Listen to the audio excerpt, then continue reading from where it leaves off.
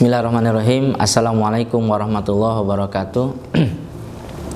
Alhamdulillahilladzi azhaba 'anal hazan inna rabbana laghafurun syakur allazi aujaba 'alaina bi fi'lil ma'mur wa tarkil mahzur. Asyhadu an la ilaha illallah wa asyhadu anna Muhammadar Rasulullah sallallahu alaihi wasallam wa ala alihi wa ashabihi amma ba'du.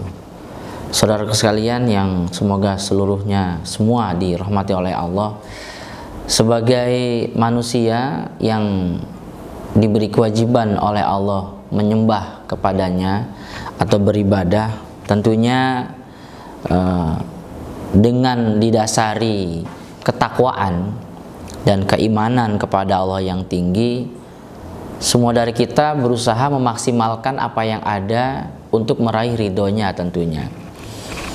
Sampai kalau bisa diberi umur panjang seperti Nabi Nuh, mungkin kita semuanya pun kita semuanya kepingin memiliki umur panjang seperti Nabi Nuh, umurnya 1000 tahun lebih, yang tentunya dengan umur yang panjang itu kita menginginkan amalan kebaikan-kebaikan yang sebanyak-banyaknya untuk bekal hidup bahagia di akhirat nanti. Tapi kan ternyata tidak bisa demikian.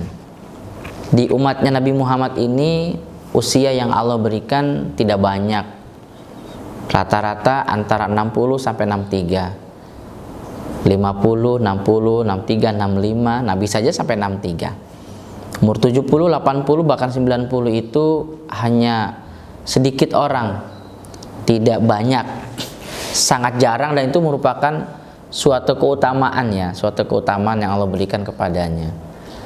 Jadi umur kita tidak banyak, artinya kesempatan yang Allah berikan ini hanya sebentar, tidak banyak, tidak panjang, tidak lama, dan masing-masing dari kita harus benar-benar memaksimalkan kesempatan yang hanya sebentar ini.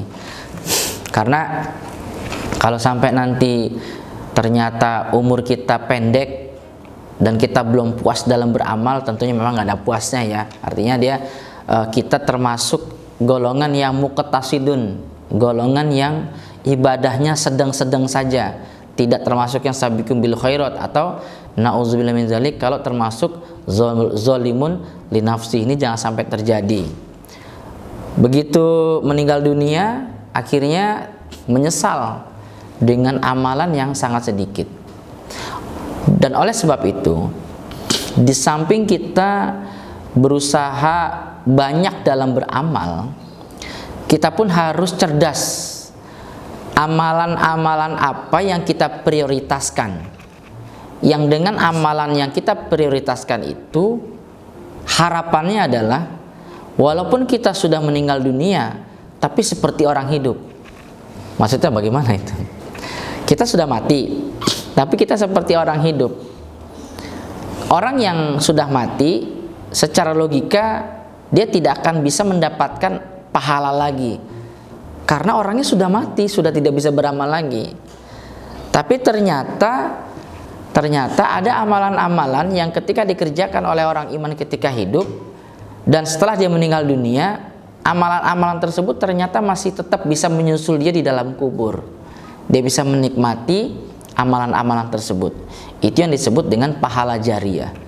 Ada beberapa amalan yang tetap menyusul orang iman walaupun dia sudah meninggal dunia, sudah berada di alam baka, sudah ada di alam kubur. Seperti dijelaskan oleh sabda Rasulullah SAW yang ada di dalam hadis Ibnu Majah. Inna mimma yalhaqul mu'min min amalihi wa hasanatihi ba'da mautihi. Sesungguhnya amalan-amalan dan kebaikan-kebaikan orang iman yang bisa menyusul dia setelah matinya, itu adalah yang pertama, ilman alamahu wa nasyarahu.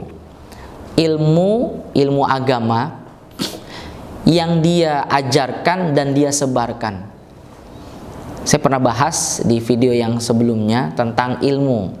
bahwa ilmu yang manfaat, ilmu agama ini adalah peluang yang sangat bagus didapatkan oleh orang iman agar pahala terus mengalir. Ya, saya tidak akan bahas ini terlalu panjang. Jadi intinya, jika seseorang mau mengajarkan ilmu agama yang dia punya, dia sebarkan, maka dia akan berpeluang mendapatkan pahala jariah dari orang-orang yang mengamalkan ilmu yang dia sebarkan itu. Yang kedua adalah wawaladan solihan tarokahu, anak yang soleh yang dia tinggalkan. Berarti sebagai manusia yang diberi karunia anak, orang itu atau manusia itu harus memaksimalkan nikmat tersebut. Dia harus mendidik dengan baik, dengan betul anaknya, sehingga anaknya bisa menjadi anak yang solih kalau itu memang laki-laki, atau solihah kalau itu adalah perempuan. Jangan sampai salah dalam mendidik anak. Jadi anak yang dia punya itu jangan sampai telat dia mendidiknya, karena masing-masing manusia tidak tahu kapan datangnya ajal. Ya, kapan datangnya ajal. Dari semenjak anaknya lahir, orang tua tidak pernah atau tidak boleh berhenti berdoa agar anaknya ini menjadi anak yang solih. Nah, ingat, karena orang tua itu tidak tahu ajalnya sampai kapan datangnya itu. Kalau memang anaknya setahun, 2 tahun, 3 tahun, dia masih hidup, terus dibina agamanya, terus dididik. Sampai umur 7 tahun, dia harus diperintah untuk mengerjakan sholat. Sampai dia balik, harus mengerjakan sholat dan dididik tentang akhlak-akhlak yang baik atau akhlakul karimah, dan diberikan pelajaran-pelajaran agama supaya dia bisa mengerti tentang kewajiban-kewajiban kepada Allah dan larangan-larangan Allah. Dia mengerti hadis-hadis Nabi, apa itu perintah Nabi dan apa itu larangan-larangan Nabi. Intinya, dia maksimalkan dalam membina anak-anaknya. Dalam berdoa juga demikian, tidak boleh berhenti ya. Dia harus selalu berdoa agar anak itu menjadi anak yang soleh atau soleha. Sehingga ketika mungkin anaknya masih kanak-kanak, mungkin umur 7 tahun, 8 tahun, dia sudah meninggal dunia.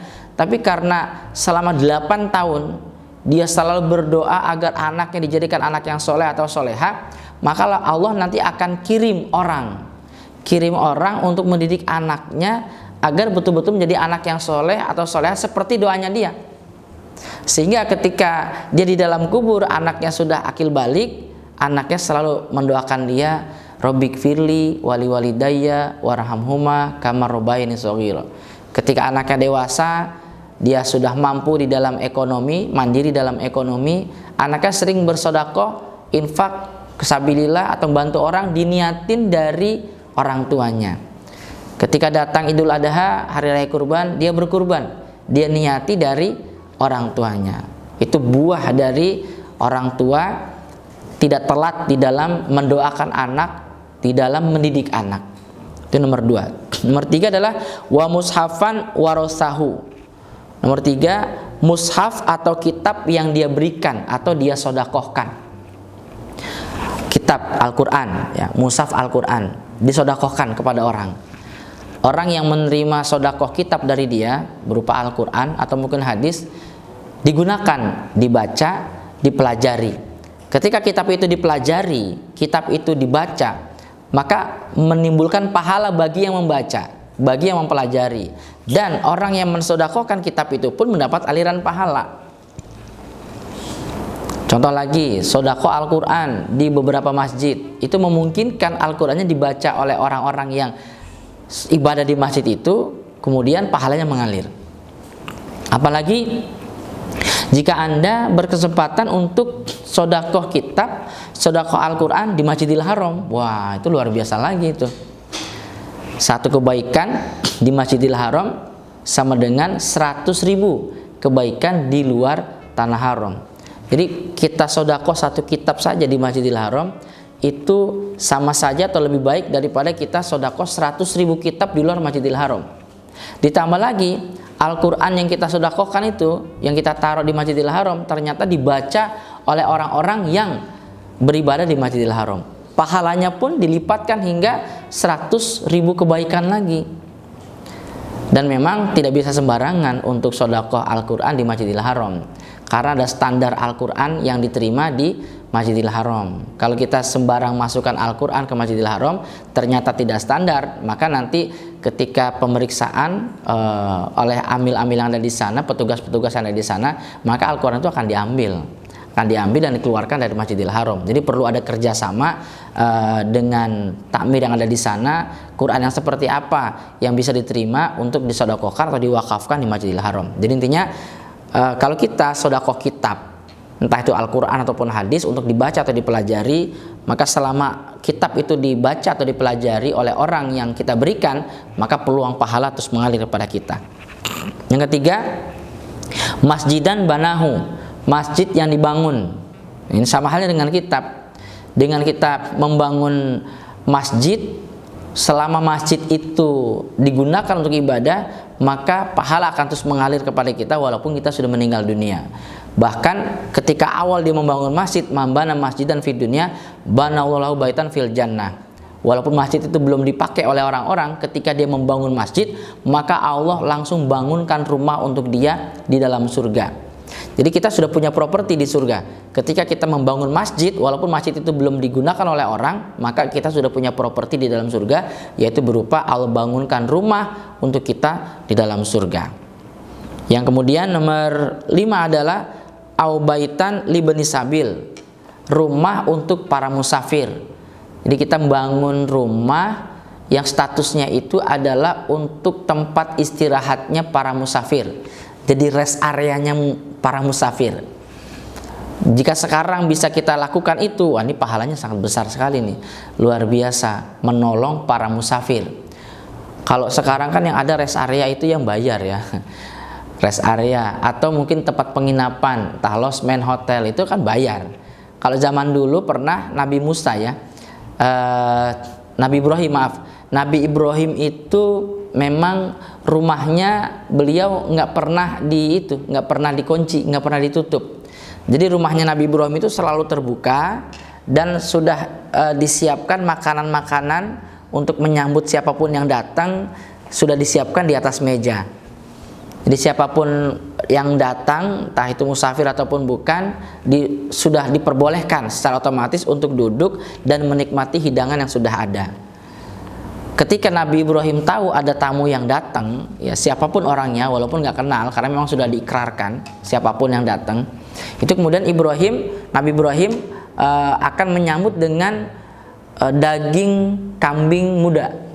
Jadi akan disembelihkan kambing, dimasak, kemudian disuguhkan. Ya, kalau kita pun bisa membuat atau membangun rumah yang kemudian disiapkan untuk para musafir, ini pahalanya juga sangat besar. Setiap ada musafir yang datang kemudian menggunakan rumah tersebut, walaupun kita sudah meninggal dunia, pahala terus mengalir. Yang selanjutnya adalah aun nahron ajrohu, sungai yang dia alirkan, airnya dibiarkan untuk digunakan oleh siapapun. Itu selama airnya digunakan oleh banyak orang, siapapun yang merasakan kemaslahatan dari sungai atau sumur atau mata air yang dia beli kemudian dibebaskan untuk orang lain, untuk siapapun, maka pahala akan terus mengalir dan tidak terhitung, pahalanya sangat banyak sekali. Kemudian sodakotan akhrojaha min malihi fi sihatihi wa hayatihi. Ini yang nomor 7, sodakoh yang dikeluarkan oleh dia dari hartanya dalam keadaan sehat dan dia masih hidup. Ini kenapa ya Nabi bilangnya sodakoh yang dikeluarkan dari hartanya dalam keadaan sehat dan masih hidup. Begini, ketika seseorang sehat dan tentunya banyak cita-cita ya, banyak kebutuhan, biasanya untuk sodakoh itu seperti ada penghalang di dalam diri. Kenapa? Karena ingin mewujudkan cita-cita, ingin mewujudkan sesuatu yang sudah dia niatkan, sehingga yang harusnya dia bisa sedekah besar jadi sedikit karena dia sudah siapkan uangnya ini, hartanya ini untuk mewujudkan cita-citanya dia. Entah dia mau beli apa ya, entah itu mungkin rumah, tanah, kendaraan dan lain sebagainya, atau mungkin biaya pendidikan anak. Nah, ketika ada orang dalam keadaan sehat, kebutuhannya banyak, ya masih hidup tentunya, kemudian dia mau mengeluarkan sedekah dengan besar, ini pahalanya luar biasa.